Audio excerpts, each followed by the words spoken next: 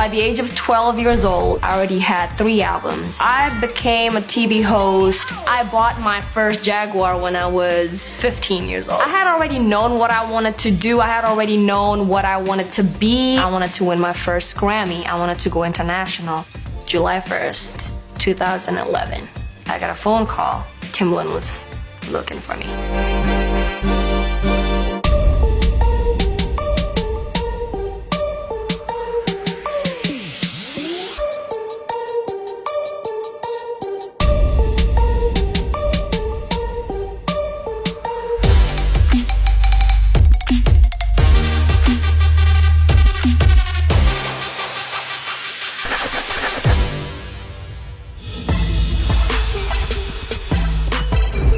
When I was young, I was just always singing. I would sing everywhere. So this is how my mom knew if I was sick, is when I stopped singing.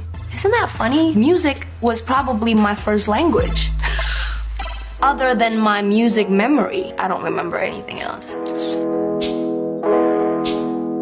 My parents were former national athletes, so they know how important it is to have a coach, even when it comes to music. My dad is such a perfectionist. Every show, my dad would say, "Great job." But if I had a mistake, he would always discuss it with me. So I've never been like spoiled by parents who's just like, "Oh, you know, as long as you're famous." It's always been about improving to the next level. They put me in, you know, like vocal classes and dance classes. In one of those classes, there's like a talent search or something. And then they approached my mom. At one point, my mom asked me if I wanted to have an album.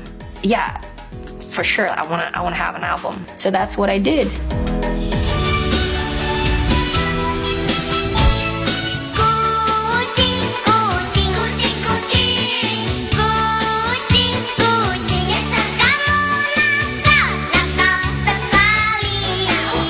By the age of 12 years old, I already had 3 albums and did a lot of tours. My ride was just beginning. Setelah kita melihat pakaian yang bagus-bagus, I became a TV host, kind of like the Indonesian version of a Mickey Mouse Club. And then I had a role in one of the most legendary character in Indonesia. Pakai beasiswa kan? When I started to be an artist, that was the first time that I encountered or experienced hatred from people. I was so young. Some of my friends kind of like turned their back on me and bully me. I remember I started to cry. My mom, she said, "If you want to take revenge, the best revenge is just to be better." And I know it sounds cliche, but man, did that hit me on the right spot. Just toughen up and be better. That was my first defining moment of my life. That's what made Agnez Mo Agnez Mo.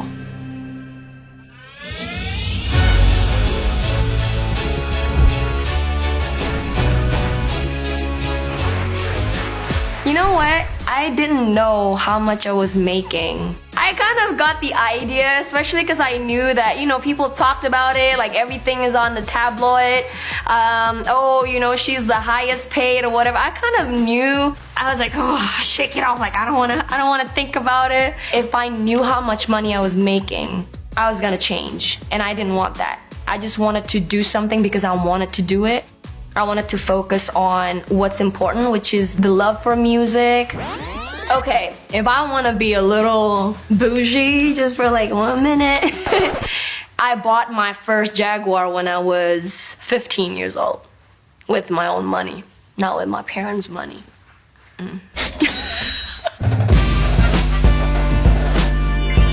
Now, that award, the Best Actress award, because I think I was the youngest to ever receive that nomination. I was so proud because I was really young. I was just like, oh, okay, yeah, people like my show. People like me, cool. And of course I was happy, but I got into such a huge problem.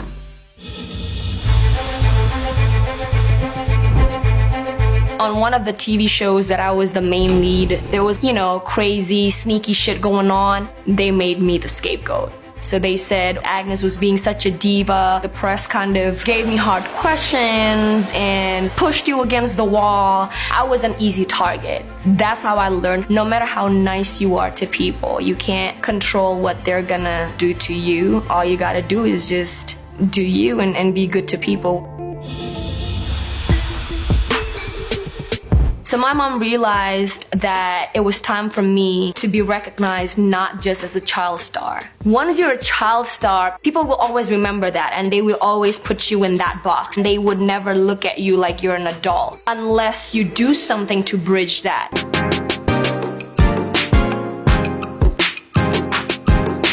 After that, people started to accept me. Oh, she's not a child anymore. And that's when we decided to have another album coming out.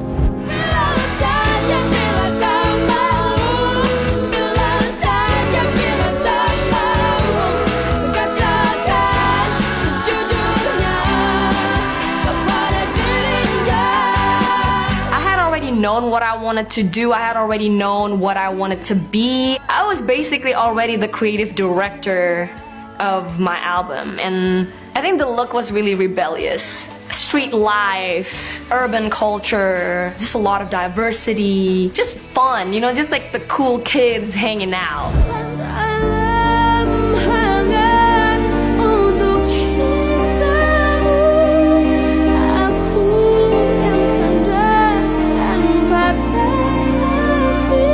I had 60% upbeat songs and 40% ballad songs. All the famous singers back then was either rock stars or in a band or singers who do ballad songs. There wasn't someone who do both, and I did that.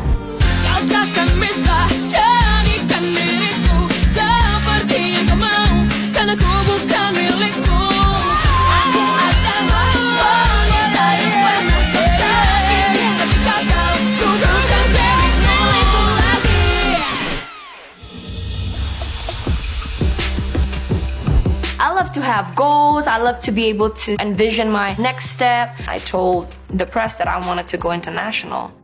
Tabloids started to have this crazy headlines like arrogant Agnez. I didn't have any intention of me being arrogant whatsoever. It was really me sharing with, the press and the fans, hey, I wanted to go international. I think I wanted to win my first Grammy. Like, I really need to do this. But when I said that, I was being called arrogant. I couldn't say it because I was just an Indonesian. Because those people told me that I could make it, and now I actually want to make it happen. So I compiled this huge pink folder of all the names that I wanted to work with. And the first page, the first name in that binder was Timbaland's name. July 1st, 2011. I got a phone call. Timbaland was looking for me.